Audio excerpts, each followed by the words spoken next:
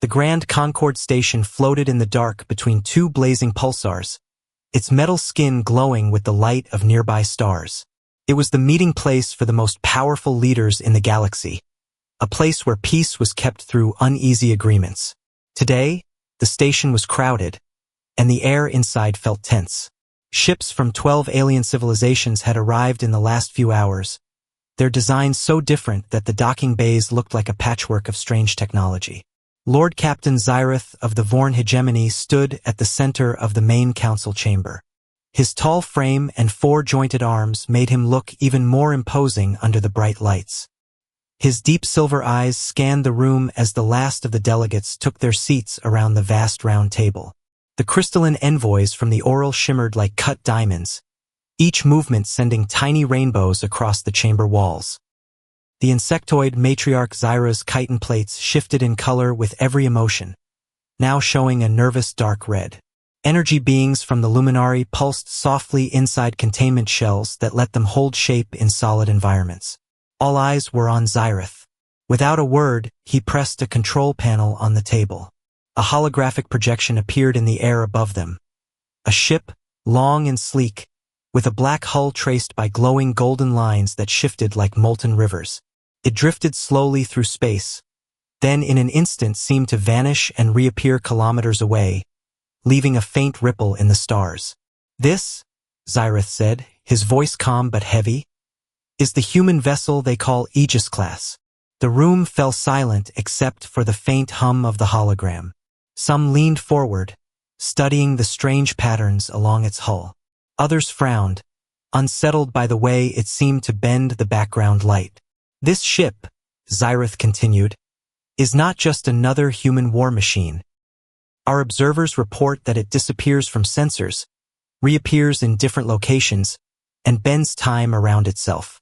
The humans claim it is a deep space exploration craft, but our science corps believes it is a weapon, one that could break the laws of reality itself." The oral envoy gave a sound like shattering glass. "A single human ship cannot challenge the combined fleets of the Concord." Matriarch Zyra leaned forward, her mandibles clicking. "You underestimate them. My kind feel changes in time as others feel the wind. That vessel is cutting pieces out of the flow. When it moves, it leaves holes behind." One of the luminari pulsed brighter.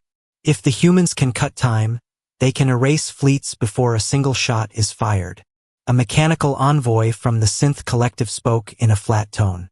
"Probability of strategic deception, 82%. Probability this device can alter causality, 61%. This meets the threshold for immediate elimination." Xyrath let the murmurs build, then raised one of his forearms for silence. "The humans have hidden their technology for decades. Now they reveal this. I propose a joint fleet strike before the device reaches full capability." Some protested, suggesting they send envoys first, that perhaps the humans were exaggerating their capabilities. But others nodded grimly. Everyone remembered how quickly humans had advanced in the past. In less than 1,000 years they had gone from chemical rockets to manipulating quantum drives, far faster than most civilizations. Xyrath changed the hologram. Now it showed a countdown timer in red, numbers falling fast. "Our temporal analysts believe the ship is building toward a singular event, something we do not understand. Every moment we delay increases the risk. If we strike now, they have only one of these vessels. If we wait, they may have many." The oral envoy's surface turned a deep, warning blue. "Are you certain this is not paranoia?" "I am certain," Xyrath said firmly, "that once a weapon like this is ready, there will be no defense against it." The matriarch's chitin shifted to black. "And if you are wrong, we start a war with a species that has not yet attacked us." Xyrath's voice lowered. "Better to risk a war than to gamble with the future of every star in this galaxy." The chamber filled with low, tense voices in a dozen alien tongues. Some spoke of strategy, some of survival, others of fear. And yet, as the vote was called, one by one, appendages, claws, and energy fields were raised in agreement. The strike was approved. But as the leaders prepared to send orders to their fleets, far beyond the station, the human ship drifted calmly at the edge of a nebula, its hull patterns shifting slowly. Inside, Captain Mira Vance stood on her bridge, unaware that 12 civilizations had just decided her fate, and the fate of her mission. What the aliens did not know was that her ship was not designed to end worlds. It was designed to hold them together. And now time was running out. Ask ChatGPT. The HFY Horizon floated in the thin glow of a distant sun, her black hull streaked with molten gold lines that pulsed slowly like a heartbeat. From a distance, she looked like a predator resting in deep space. Inside, the bridge was quiet except for the soft hum of the engines. Captain Mira Vance stood at the forward viewport, her arms folded, eyes fixed on the distant swirl of a blue-white nebula. Her calm officer broke the silence. Captain, more alien ships entering the border sectors. We have confirmed vessels from the Vorn hegemony, the Luminary enclaves, the Oril Collective. Mira didn't need the list to be finished. She knew what it meant. The Concord has decided, she said, her voice flat. They're coming for us. Her first officer, Lieutenant Kieran Holt, stepped up beside her. They think the Horizon is a weapon. They always do, Mira replied quietly. When they don't understand something, they imagine the worst. Down in the ship's engineering deck, Chief Engineer Jalen worked with a team of techs around the massive core that filled the center of the vessel. It wasn't a reactor in any normal sense, it was the Continuum Core, a machine wrapped in layers of ancient alien alloys and human-built conduits. The golden lines along the Horizon's hull were extensions of it, channels to direct power in ways no Concord scientist had ever imagined. Jalen's voice came over the intercom. Captain, lattice scans complete. The fractures are worse than predicted. The galactic gravitational web is tearing apart faster than our models. Mira tapped her comm. Give me numbers. If the collapse reaches threshold, we'll see entire star systems drift out of their stable orbits, Jalen explained. Chain supernovae, black hole mergers.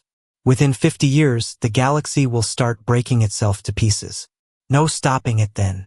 Mira turned from the viewport, the weight of his words settling like lead in her chest. And the fix? Jalen hesitated. Same as before. We align the Continuum Core to the fractures, but the energy draw is beyond what we can produce alone. Even draining 3 full stars wouldn't give us enough. We need more. More means them, Mira said. Jalen's voice was grim. Exactly. The combined firepower of the Concord fleets. Every ship they have.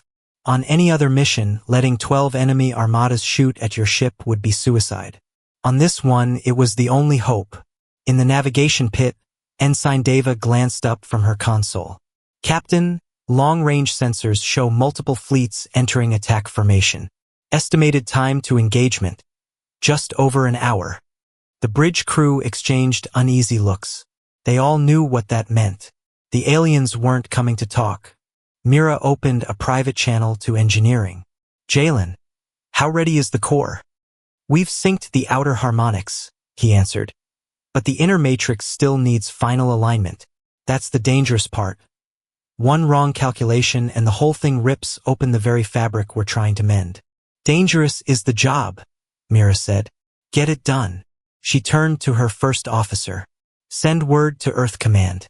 Let them know we've been marked for elimination. Holt hesitated. And if Command orders us to run? Mira gave a small, humorless smile. We can't run.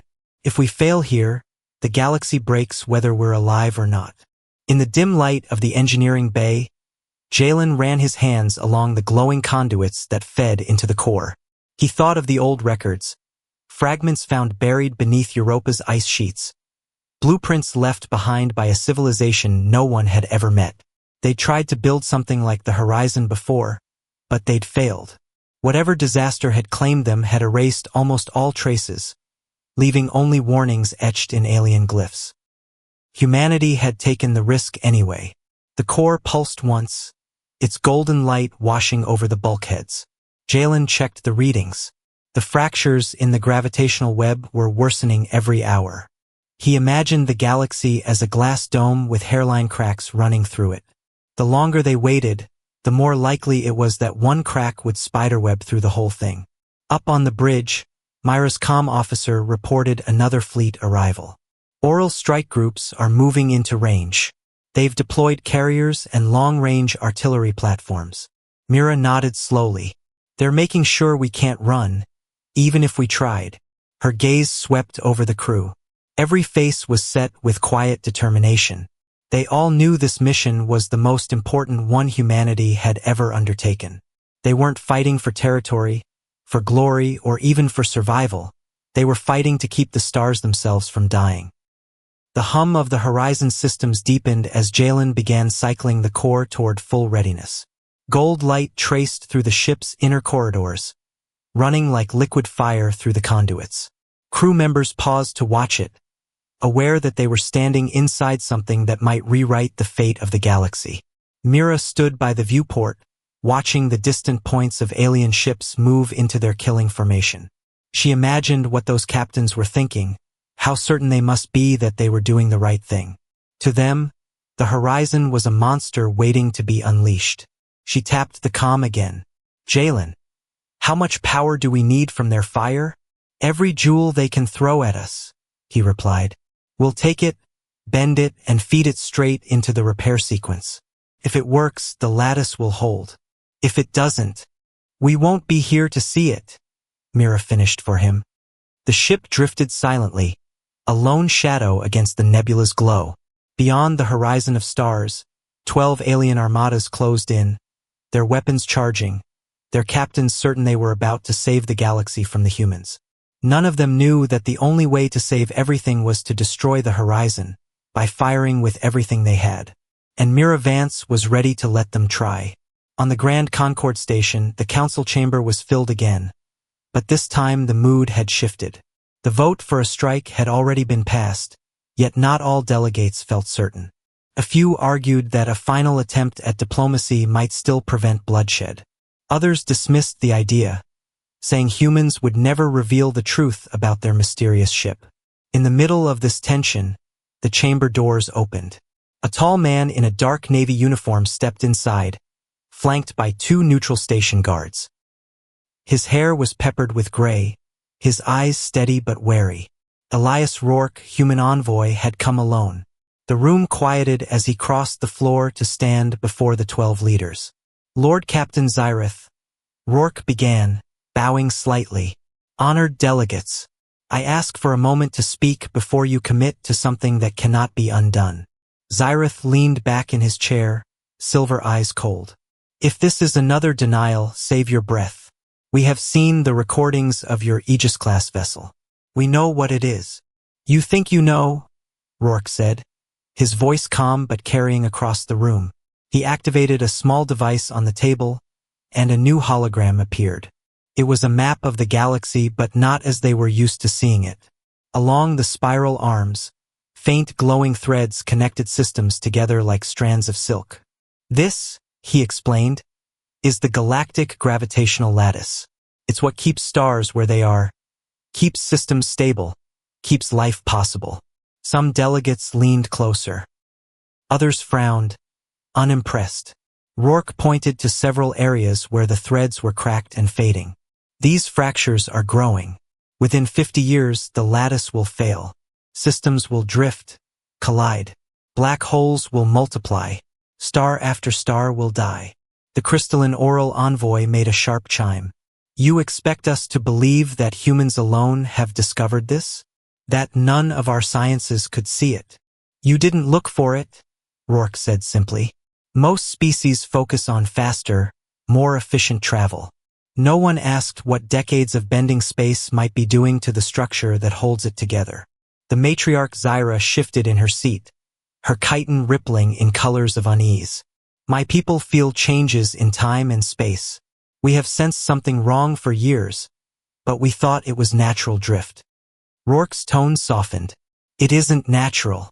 It's damage caused by all of us. Every jump drive, every warp corridor, every time we fold space, we weaken it. Not by much, but over centuries. It's tearing the galaxy apart. The Luminari delegates' glow pulsed rapidly. And your ship, this Aegis-Class, is meant to repair it? Rourke nodded. The continuum core aboard the Horizon can weave the fractures back together.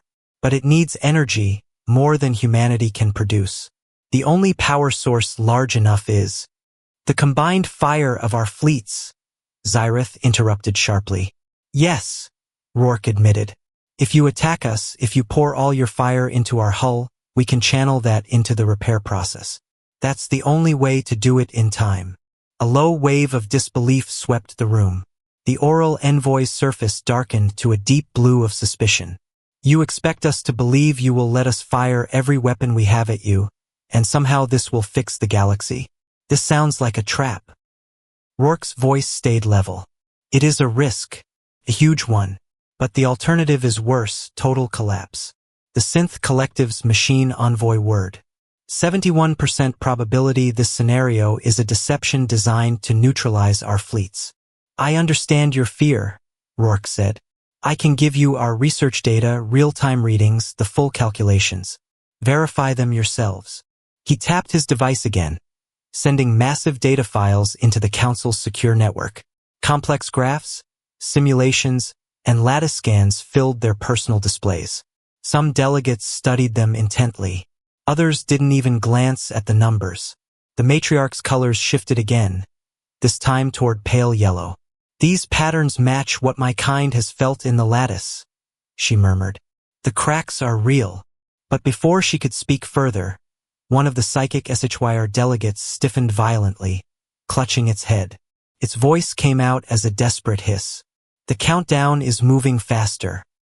The human ship's pattern is accelerating. The chamber erupted in noise.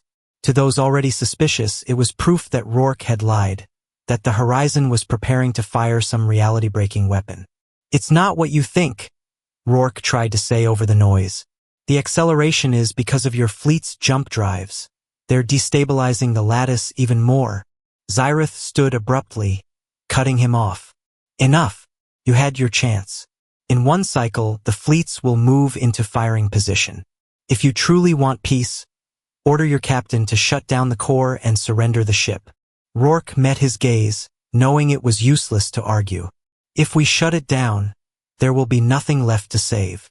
Guards stepped forward, ushering him out of the chamber. As he walked the long hall back toward his transport, he could feel the weight of failure pressing on him.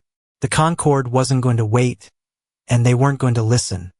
He boarded his small shuttle and signaled his pilot. Get us back to the Horizon, he said quietly, and tell Captain Vance. Diplomacy has failed. Far away, beyond the station and the gathering fleets, the Horizon waited at the nebula's edge. Her golden lines glowed brighter now, the core slowly building toward full charge. Mira Vance stood on her bridge, watching the stars, knowing that in less than an hour, the entire galaxy would fire at her. And still, she wasn't going to stop. The bridge of the Horizon was dim except for the glow of the consoles and the slow pulse of the golden lines running along the walls. Captain Mira Vance stood at the center, her hands gripping the edge of the command rail as she stared at the tactical display. It showed 12 alien fleets moving into a wide arc, their ships spreading out until they surrounded the Horizon from every angle. Thousands of bright red markers filled the screen, each one a warship armed with weapons that could crack a planet. Her calm officer's voice was steady but tense. Captain, we have confirmed attack formation. Time to full weapons range, 54 minutes. Mira didn't answer right away. She could feel her crew watching her, waiting for orders. They all knew that if those fleets fired at once, the Horizon wouldn't last seconds. Unless Jalen's insane plan worked. She tapped her comm link. Engineering, talk to me. Jalen's voice came through with the background hum of the continuum core filling the channel. Outer field harmonics are locked. I'm moving to inner matrix alignment now. This is the dangerous part, Captain. If I get the phase wrong by even a fraction, the core could collapse on itself. Myra's tone was calm but firm. Then don't get it wrong. You think I'm planning to? He said dryly, but she could hear the tightness in his voice. Once they fire, we'll need to drop all shields for the energy to channel cleanly. That means 100% of their weapons are going to hit the hull. We know, Mira said. Kieran Holt, her first officer, leaned closer. Captain, if we misjudge this, it's over. For us, for Earth, maybe for the galaxy. Mira didn't look away from the display. If we don't try, the galaxy breaks anyway. We're already standing on the edge. I'd rather fall forward. A voice cut in from the comm station. Incoming encrypted message from Elias Rourke. Put him through. The hollow projection flickered to life, showing the envoy's worn face inside the cramped cabin of his shuttle. Captain, they didn't believe me, he said without preamble. They think the countdown is a weapon charging. Xyrath gave you one cycle to surrender or be destroyed. Mira let out a slow breath. We'll be ready before that. Rourke shook his head. This isn't just mistrust. They're afraid. That fear will push them to fire everything they have. If Jalen's plan works, you'll have the power you need. If it doesn't, it will work. Mira cut in. Get back here. We'll need all hands. The feed ended, and the bridge fell quiet again except for the beeps of incoming data. On the outer view screen, more alien ships were arriving. Carriers released fighter swarms, destroyers moved into crossfire positions, and massive dreadnoughts aligned their spinal cannons. It looked like a trap tightening around a single target. Down in engineering, Jalen crouched on the grated floor, manually locking the core's stabilizers into place. The golden veins along the bulkheads pulsed faster, carrying power toward the massive sphere in the center. The sphere itself wasn't solid. It shimmered like a bubble of molten glass, its surface warping in and out as if it was half in another dimension. His lead technician, Etta, checked readings on her wrist display. Phase drift within tolerance. Energy pathways stable for now. For now, Jalen muttered. Let's hope it stays that way when 10,000 ships start tearing into us. On the bridge, Ensign Deva spoke up again. Captain, latest scans show they're cycling their main weapons. They'll be in range in 40 minutes. Mira looked around at her crew, their faces set in grim determination. From here on, we're in final prep. Navigation, hold us steady. Engineering, you'll have full command of shield systems when the time comes. When I say drop, you drop. Holt hesitated. And if they hesitate to fire? They won't, Mira said. They think they're saving the galaxy from us. That kind of belief is a straight line to the trigger. The horizon drifted in place, a single black and gold shadow against the swirling colors of the nebula. Out beyond the hull, the enemy fleets continued to spread, sealing off every path of escape. Jalen's voice came back over the comm, sharper this time. Captain, inner matrix alignment complete. The core is ready to receive energy input. Once the first salvo hits, we'll have less than 15 minutes to complete the repairs before the system overloads. Mira gave a single nod. Then we make those 15 minutes count. Far away, among the alien fleets, the order to prepare for synchronized fire was already being passed from ship to ship. Thousands of captains confirmed readiness. Weapons charged. Target locks tightened. On the horizon, the golden veins brightened until the whole ship seemed to glow faintly in the darkness. Every system was tuned for one moment, the instant when destruction could become salvation. And every second, that moment was getting closer. The fleets moved into their final positions, filling the blackness with shifting lines of light. Thousands of alien ships glided into formation until the horizon sat dead center in a perfect killing ring. The stars themselves seemed drowned out by the glow of their charged weapons. On the horizon's bridge, the crew worked in tense silence. Each console showed red warning markers, one for every ship locked on them. Mira Vance stood at the command rail, her hands resting lightly on the metal as if she could feel the weight of the galaxy pressing through it. Her comm officer spoke quietly. Captain, all 12 fleets have confirmed targeting solutions. They're holding at maximum range, waiting for the synchronized fire command. How long? Mira asked. 21 minutes. Down in engineering, the continuum core pulsed faster, golden veins across the bulkheads glowing like a heartbeat under strain. Jalen stood at the main control hub, fingers dancing across holographic switches. He was already running simulations in his head, but none of them could account for the reality of what was about to happen. This wasn't just energy. They were about to be hit by every form of weapon in the Concorde's arsenal, all at once. On alien bridges spread across the void, captains and commanders gave their own final orders. The Vorn dreadnoughts charged their singularity cannons, weapons capable of ripping a hole through a planet's crust. The Luminari prepared their photonic bursts, each one hot enough to vaporize a small moon. The Oral readied harmonic disruptors that could shatter hulls without touching them.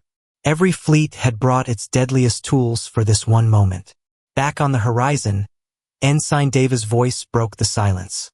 "Captain, the Rourke shuttle is approaching, requesting permission to dock." "Granted," Mira said. "Bring him to the bridge immediately." Moments later, Elias Rourke stepped out of the lift, still in his shuttle gear. "They're committed," he said without needing to be asked. "Once the order is given, they won't stop." Mira met his gaze. "Then we give them the order without saying a word." The crew didn't laugh. No one felt like it. Holt leaned toward her. "Captain, this is our last chance to pull back. If something goes wrong, we'll never know it." Mira cut in. "Set the ship to absorb on my mark." Time drained away. 10 minutes. Then 5. The alien ships shifted slightly, adjusting aim for the final time.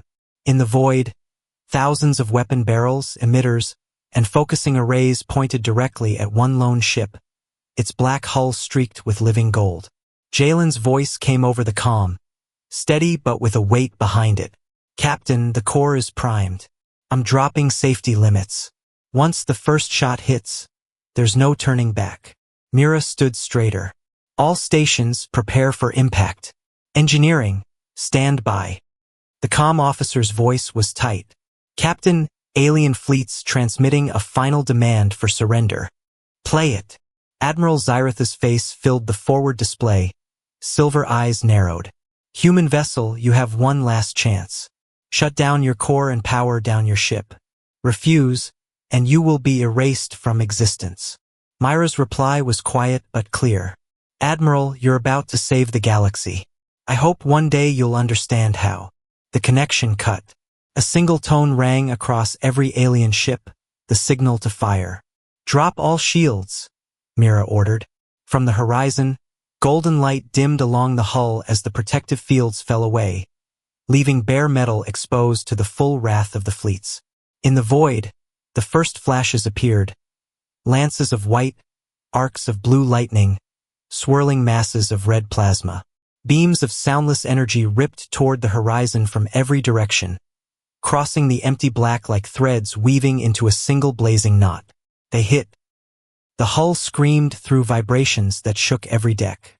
The ship's lights flared, and the golden veins along the walls erupted with blinding brilliance as the Continuum core drank in the force of 10,000 weapons. Jalen's team fought to control the surge, rerouting power along reinforced conduits. "Holding! Keep it coming!" he shouted, sweat running down his face. On alien bridges, crews expected to see the human ship vaporize in seconds. But instead, the blasts froze, locked in place like glass sculptures, their deadly light hanging unmoving in the void. Beams that should have crossed the distance in a blink now stretched frozen from ship to ship, unmoving and silent. "What is this?" Xyrath demanded on his bridge, scanning displays that showed impossible readings. On the horizon, time felt normal. Outside, it was as if the galaxy had been paused. The core's harmonics sang through the hull, channeling the captured power into its deep inner matrix.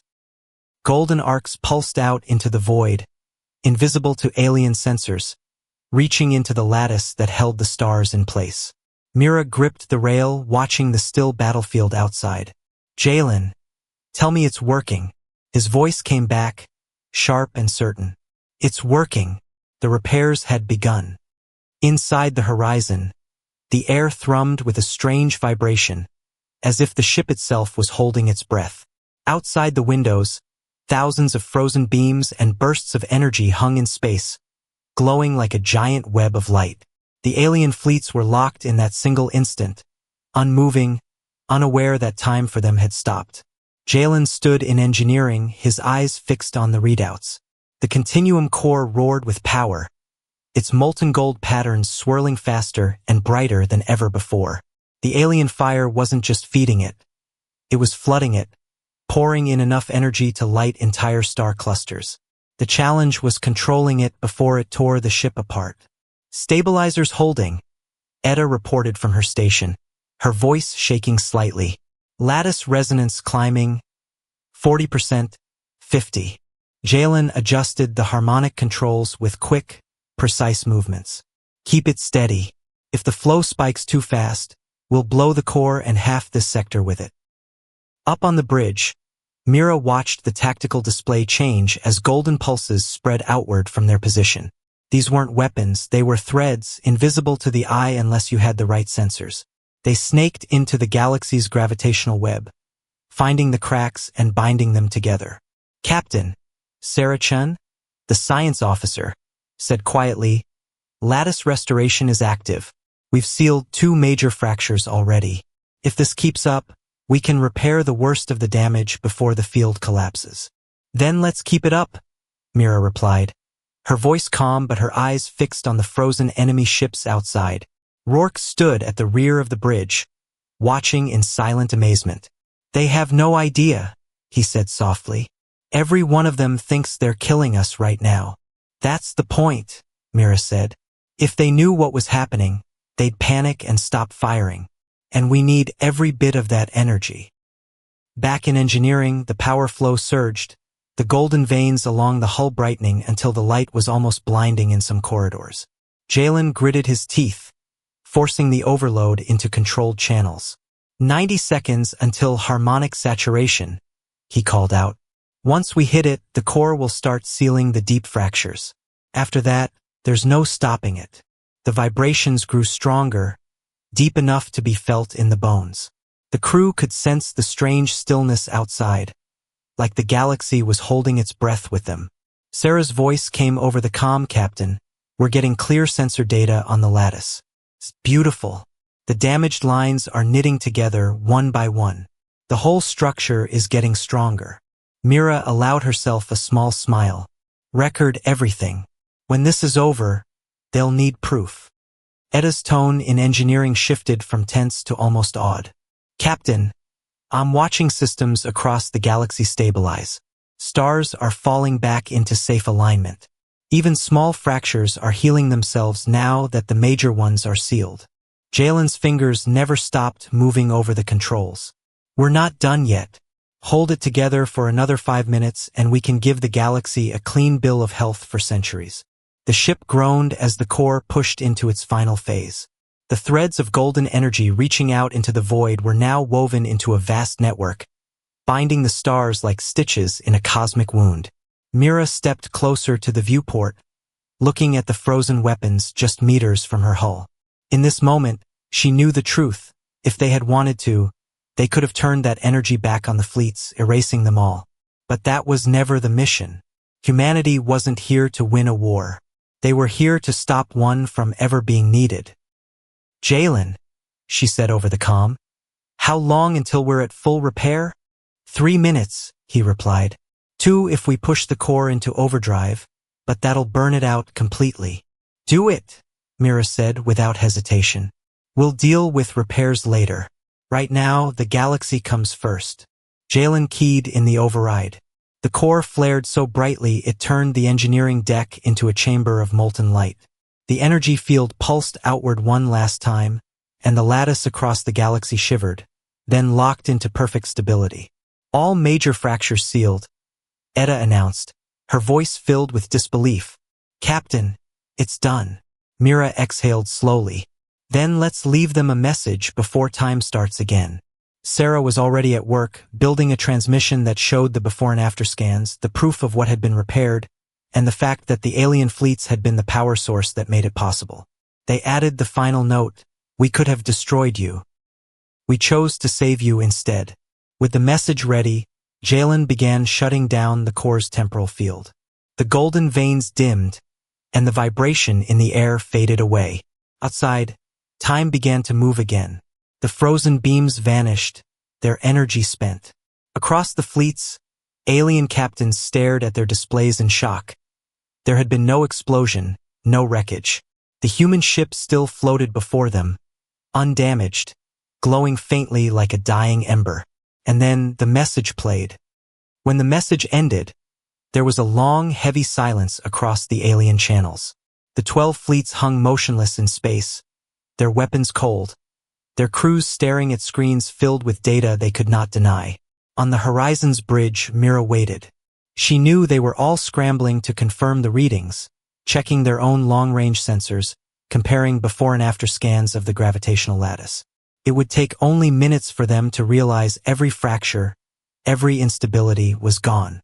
The first response came from the Luminari flagship.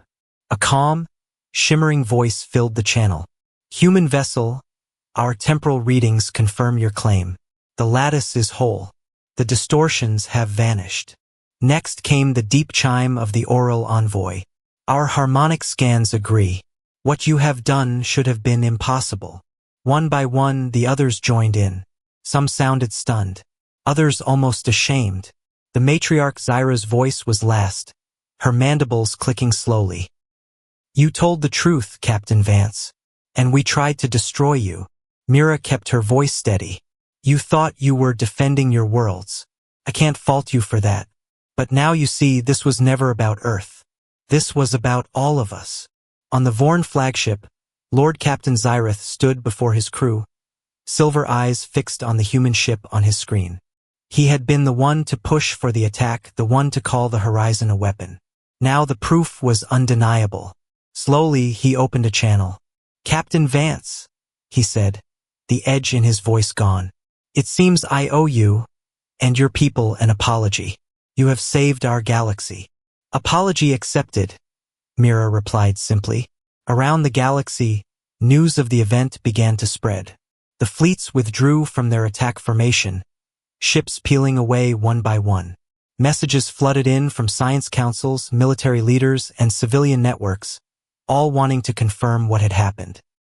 Humanity, once seen as a dangerous upstart, was suddenly being hailed as the savior of every star system in the Concord.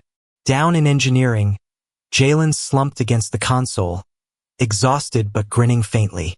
The core's glow had dimmed to a soft, steady pulse. It would need months of repair before it could be used again, if ever, but it had done its job. "Captain," he said over the comm, "the lattice is stable. We've bought the galaxy a few billion more years." Mira smiled at that. "Not bad for a day's work." Rourke stood at the back of the bridge, watching the alien fleets on the display. "They'll never see us the same way again," he said quietly. "Good," Mira replied. "But let's hope they don't forget why." The alien ships began sending requests for direct talks. Some wanted to understand the core's design. Others wanted to form joint research teams to study the lattice. A few even offered military cooperation agreements. Strange, considering they had been ready to fire on the Horizon less than an hour ago. Zyrith himself requested a private channel. When Mira accepted, his face filled the screen. "Captain, I will speak plainly. Today I learned something my people often forget, that strength is not only in the power to destroy, but in the choice not to." Mira nodded. "Then maybe we have a future together after all."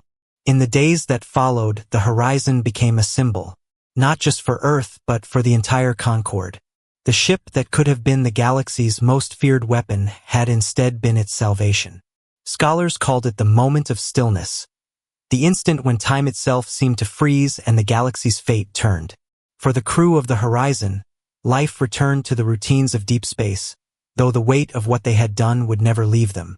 In quiet moments, Mira would look out at the stars and think about how close they had come to losing everything.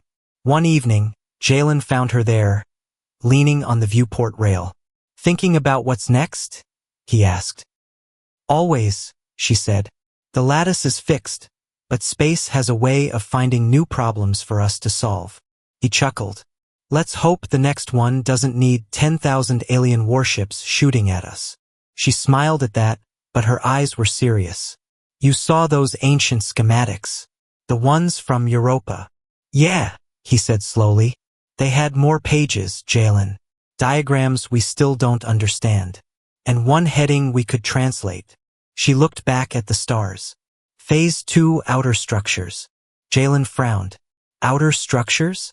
As in beyond the galaxy. Mira nodded. Whatever it is, the ones who built the first core didn't think the lattice was the only thing holding everything together. They stood in silence for a long moment, the hum of the horizon filling the air. Outside, the stars shone brighter now, steady and safe.